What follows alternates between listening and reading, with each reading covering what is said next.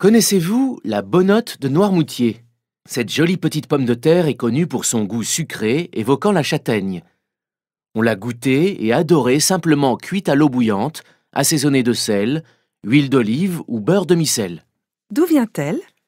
De la fameuse île de Noirmoutier, au climat doux et humide. Elle y est plantée chaque année le jour de la Chandeleur. Les agriculteurs la récoltent 90 jours plus tard, à hauteur de 11 000 tonnes. La coopérative ne rassemblant que 35 artisans cultivateurs. Qu'a-t-elle de si particulier?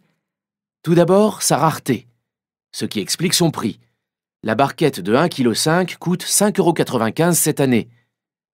Disparue de la commercialisation dans les années 1960, à cause de sa fragilité, de sa récolte uniquement à la main et de son faible rendement, 100 grammes à 200 grammes par pied, alors qu'un autre peut fournir jusqu'à 2 kg, elle a été abandonnée à l'heure de la mécanisation.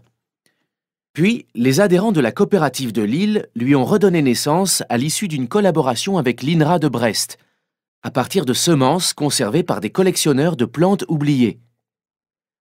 C'est aussi son goût, léger, sucré, aux senteurs de châtaigne qui charment les gourmets. Attention, on ne la conserve pas plus de 5-6 jours dans son frigo, niveau bac à légumes, pour profiter de ses qualités. Je la cuisine comment? Comme une pomme de terre nouvelle. Surtout, ne l'épluchez pas. Contentez-vous de la laver, simplement. Elle cuit très rapidement. Il faut les pocher 12 à 15 minutes après ébullition pour un résultat fondant, explique Lionel Lévy, chef d'une table au sud à Marseille. Alexandre Couillon, de la Marine, sur l'île de Noirmoutier, la préfère à l'étouffer, sous une coque de pâte à sel composée de farine, algues et blanc d'œuf. Ou imiter Cédric Béchade, qui la taille, la frotte avec un peu d'ail, puis la cuit dans un bouillon de volaille.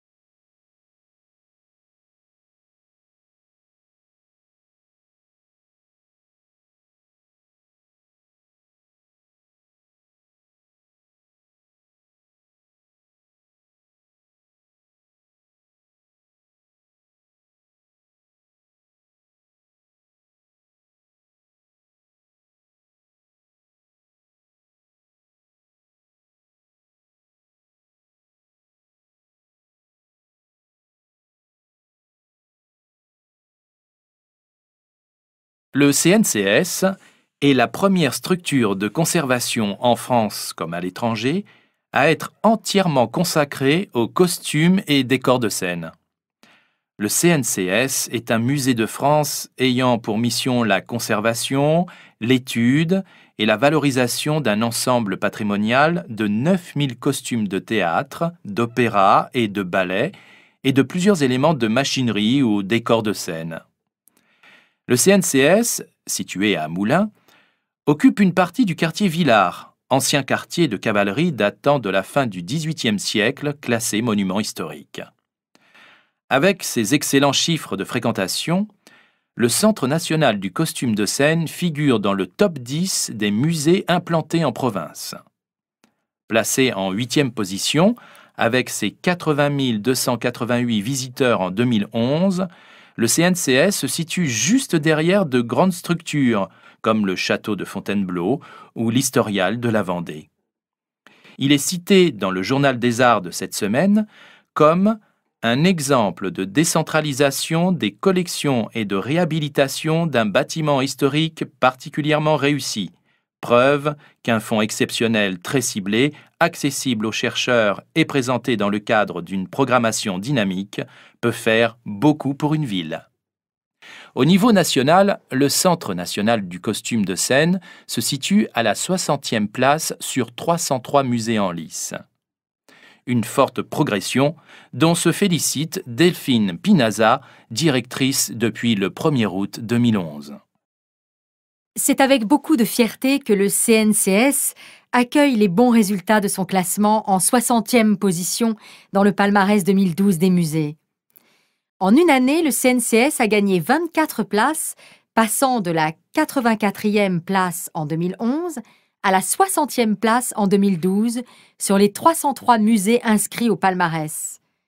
Le classement, qui prend en compte plusieurs critères, dont l'enrichissement des collections, l'accueil et les services offerts des publics, les prêts extérieurs, politique éditoriale, nombre d'abonnés et d'adhérents à la Société des Amis, fait bien évidemment apparaître les différences entre les structures parisiennes ou situées dans des grandes agglomérations qui bénéficient d'un taux, d'un volume de tourisme culturel favorable, et les institutions localisées dans des villes moyennes qui doivent investir longtemps dans la programmation et la communication pour se créer une notoriété nationale, voire internationale.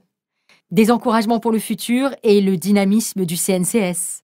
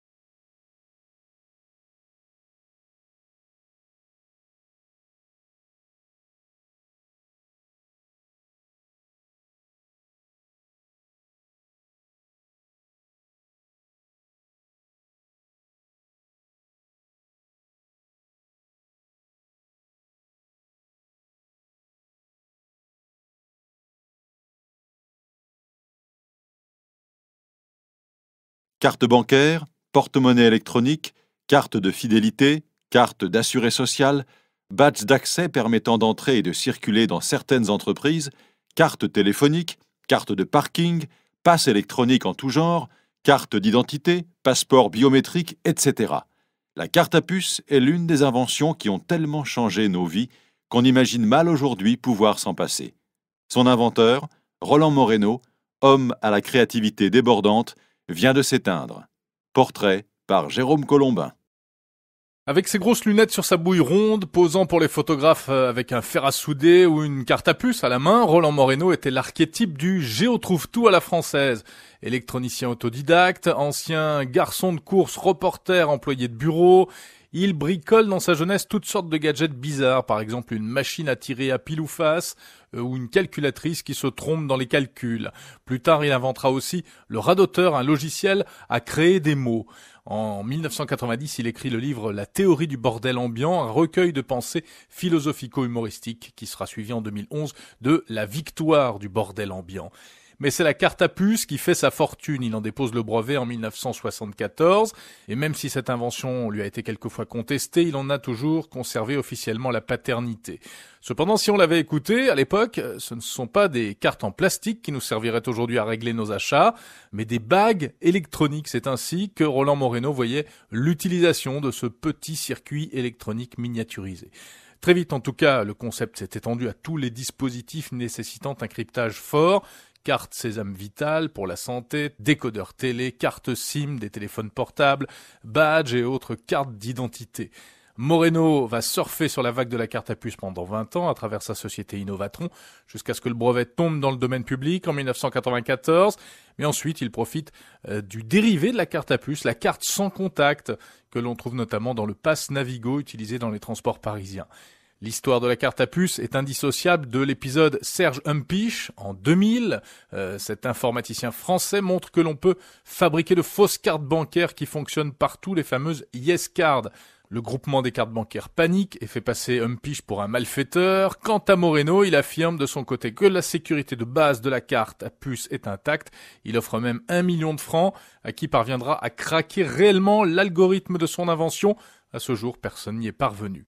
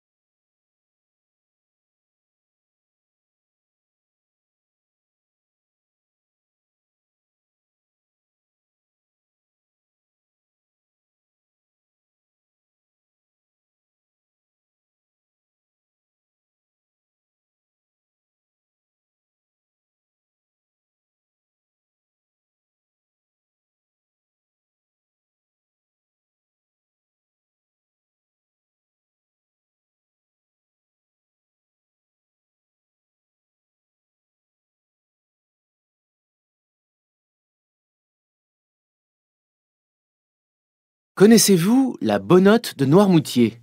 Cette jolie petite pomme de terre est connue pour son goût sucré évoquant la châtaigne. On l'a goûtée et adorée simplement cuite à l'eau bouillante, assaisonnée de sel, huile d'olive ou beurre demi-sel. D'où vient-elle? De la fameuse île de Noirmoutier, au climat doux et humide. Elle y est plantée chaque année le jour de la Chandeleur. Les agriculteurs la récoltent 90 jours plus tard, à hauteur de 11 000 tonnes. La coopérative ne rassemblant que 35 artisans cultivateurs. Qu'a-t-elle de si particulier? Tout d'abord, sa rareté, ce qui explique son prix. La barquette de 1,5 kg coûte 5,95 € cette année.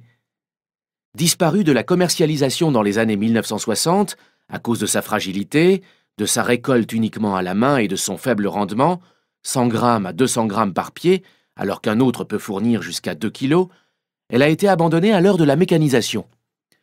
Puis, les adhérents de la coopérative de Lille lui ont redonné naissance à l'issue d'une collaboration avec l'INRA de Brest, à partir de semences conservées par des collectionneurs de plantes oubliées. C'est aussi son goût, léger, sucré, aux senteurs de châtaigne qui charment les gourmets. Attention, on ne la conserve pas plus de 5-6 jours dans son frigo, niveau bac à légumes, pour profiter de ses qualités. Je la cuisine comment? Comme une pomme de terre nouvelle. Surtout, ne l'épluchez pas. Contentez-vous de la laver, simplement. Elle cuit très rapidement. Il faut les pocher 12 à 15 minutes après ébullition pour un résultat fondant, explique Lionel Lévy, chef d'une table au sud à Marseille.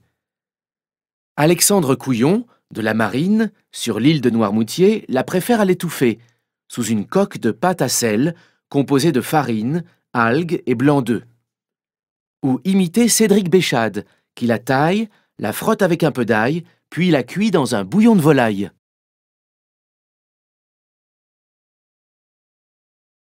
Le CNCS est la première structure de conservation en France comme à l'étranger à être entièrement consacrée aux costumes et décors de scène.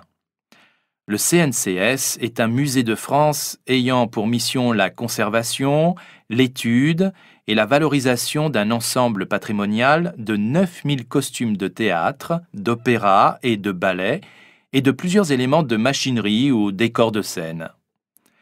Le CNCS, situé à Moulins, occupe une partie du quartier Villars, ancien quartier de cavalerie datant de la fin du XVIIIe siècle, classé monument historique.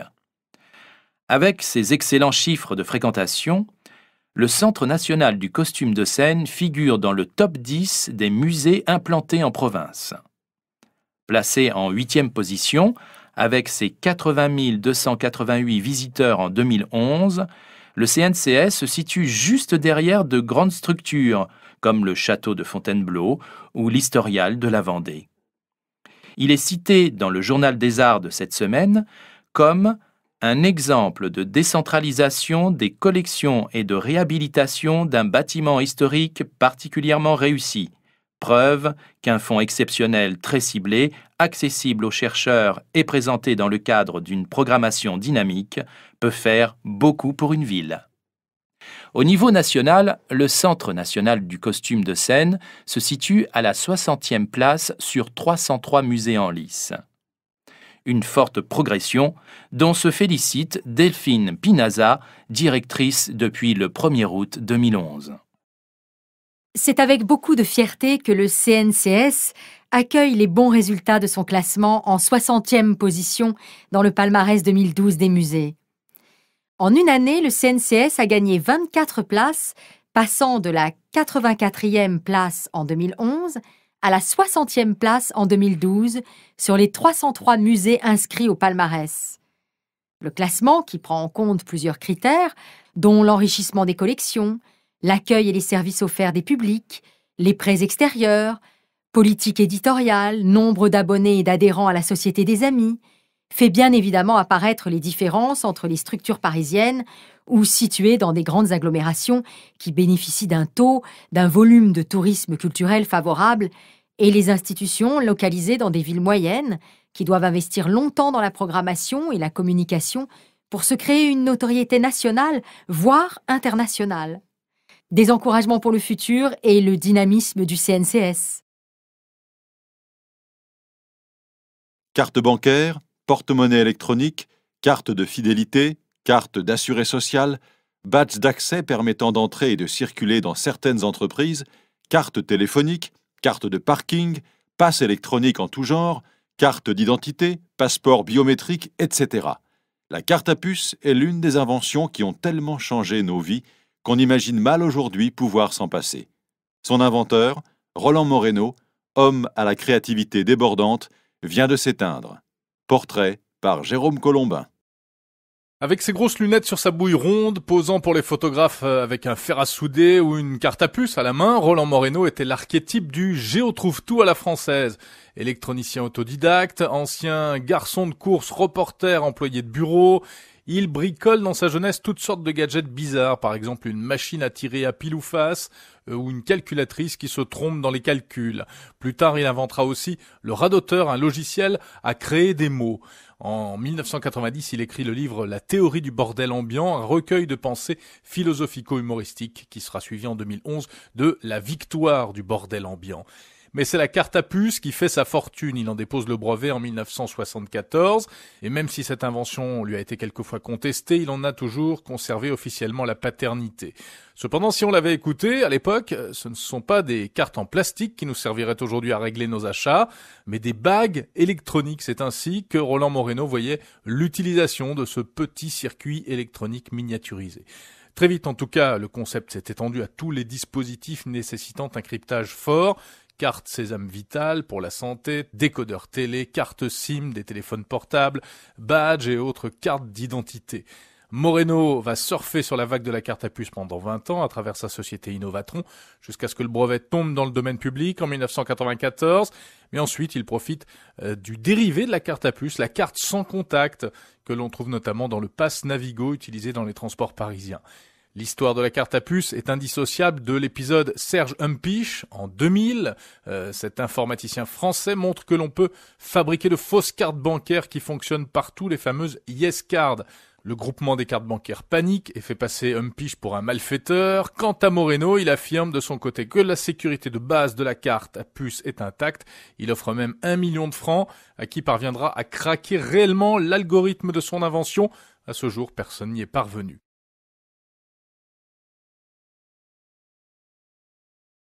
Connaissez-vous la bonotte de Noirmoutier? Cette jolie petite pomme de terre est connue pour son goût sucré, évoquant la châtaigne. On l'a goûtée et adorée simplement cuite à l'eau bouillante, assaisonnée de sel, huile d'olive ou beurre de micelle. D'où vient-elle? De la fameuse île de Noirmoutier, au climat doux et humide. Elle y est plantée chaque année le jour de la Chandeleur.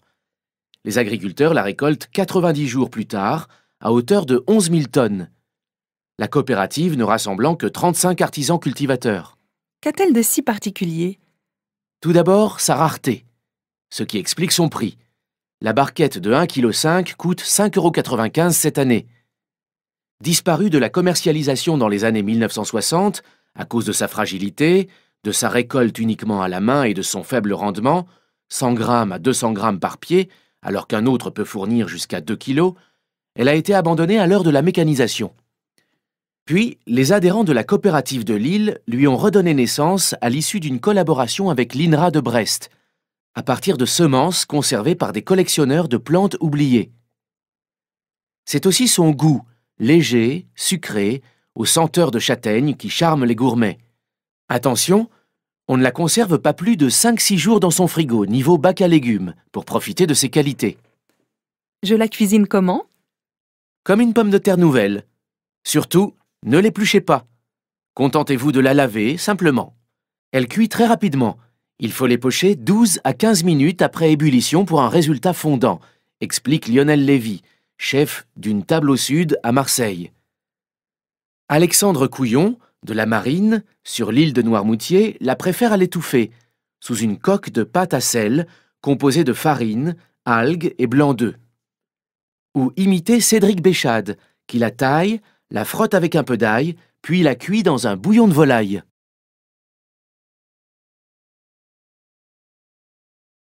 Le CNCS est la première structure de conservation en France comme à l'étranger à être entièrement consacrée aux costumes et décors de scène. Le CNCS est un musée de France ayant pour mission la conservation, l'étude et la valorisation d'un ensemble patrimonial de 9000 costumes de théâtre, d'opéra et de ballet et de plusieurs éléments de machinerie ou décors de scène. Le CNCS, situé à Moulins, occupe une partie du quartier Villars, ancien quartier de cavalerie datant de la fin du XVIIIe siècle, classé monument historique. Avec ses excellents chiffres de fréquentation, le Centre national du costume de scène figure dans le top 10 des musées implantés en province. Placé en 8e position, avec ses 80 288 visiteurs en 2011, le CNCS se situe juste derrière de grandes structures, comme le château de Fontainebleau ou l'Historial de la Vendée. Il est cité dans le Journal des Arts de cette semaine comme un exemple de décentralisation des collections et de réhabilitation d'un bâtiment historique particulièrement réussi, preuve qu'un fonds exceptionnel très ciblé, accessible aux chercheurs et présenté dans le cadre d'une programmation dynamique, peut faire beaucoup pour une ville. Au niveau national, le Centre national du costume de scène se situe à la 60e place sur 303 musées en lice. Une forte progression dont se félicite Delphine Pinaza, directrice depuis le 1er août 2011. C'est avec beaucoup de fierté que le CNCS accueille les bons résultats de son classement en 60e position dans le palmarès 2012 des musées. En une année, le CNCS a gagné 24 places, passant de la 84e place en 2011 à la 60e place en 2012 sur les 303 musées inscrits au palmarès. Le classement, qui prend en compte plusieurs critères, dont l'enrichissement des collections, l'accueil et les services offerts des publics, les prêts extérieurs, politique éditoriale, nombre d'abonnés et d'adhérents à la Société des Amis, fait bien évidemment apparaître les différences entre les structures parisiennes ou situées dans des grandes agglomérations qui bénéficient d'un volume de tourisme culturel favorable et les institutions localisées dans des villes moyennes qui doivent investir longtemps dans la programmation et la communication pour se créer une notoriété nationale, voire internationale. Des encouragements pour le futur et le dynamisme du CNCS. Carte bancaire, porte-monnaie électronique, carte de fidélité, carte d'assuré social, badge d'accès permettant d'entrer et de circuler dans certaines entreprises, carte téléphonique, carte de parking, passe électronique en tout genre, carte d'identité, passeport biométrique, etc. La carte à puce est l'une des inventions qui ont tellement changé nos vies qu'on imagine mal aujourd'hui pouvoir s'en passer. Son inventeur, Roland Moreno, homme à la créativité débordante, vient de s'éteindre. Portrait par Jérôme Colombin. Avec ses grosses lunettes sur sa bouille ronde, posant pour les photographes avec un fer à souder ou une carte à puce à la main, Roland Moreno était l'archétype du géotrouve-tout à la française. Électronicien autodidacte, ancien garçon de course, reporter, employé de bureau, il bricole dans sa jeunesse toutes sortes de gadgets bizarres, par exemple une machine à tirer à pile ou face ou une calculatrice qui se trompe dans les calculs. Plus tard, il inventera aussi le radoteur, un logiciel à créer des mots. En 1990, il écrit le livre La théorie du bordel ambiant, un recueil de pensées philosophico-humoristiques qui sera suivi en 2011 de La victoire du bordel ambiant. Mais c'est la carte à puce qui fait sa fortune. Il en dépose le brevet en 1974. Et même si cette invention lui a été quelquefois contestée, il en a toujours conservé officiellement la paternité. Cependant, si on l'avait écouté, à l'époque, ce ne sont pas des cartes en plastique qui nous serviraient aujourd'hui à régler nos achats, mais des bagues électroniques. C'est ainsi que Roland Moreno voyait l'utilisation de ce petit circuit électronique miniaturisé. Très vite, en tout cas, le concept s'est étendu à tous les dispositifs nécessitant un cryptage fort. Carte Sésame Vital pour la santé, décodeur télé, carte SIM des téléphones portables, badge et autres cartes d'identité. Moreno va surfer sur la vague de la carte à puce pendant 20 ans à travers sa société Innovatron, jusqu'à ce que le brevet tombe dans le domaine public en 1994. Mais ensuite, il profite du dérivé de la carte à puce, la carte sans contact, que l'on trouve notamment dans le pass Navigo utilisé dans les transports parisiens. L'histoire de la carte à puce est indissociable de l'épisode Serge Humpich en 2000. Cet informaticien français montre que l'on peut fabriquer de fausses cartes bancaires qui fonctionnent partout, les fameuses Yes Cards. Le groupement des cartes bancaires panique et fait passer Humpiche pour un malfaiteur. Quant à Moreno, il affirme de son côté que la sécurité de base de la carte à puce est intacte. Il offre même 1 million de francs à qui parviendra à craquer réellement l'algorithme de son invention. À ce jour, personne n'y est parvenu.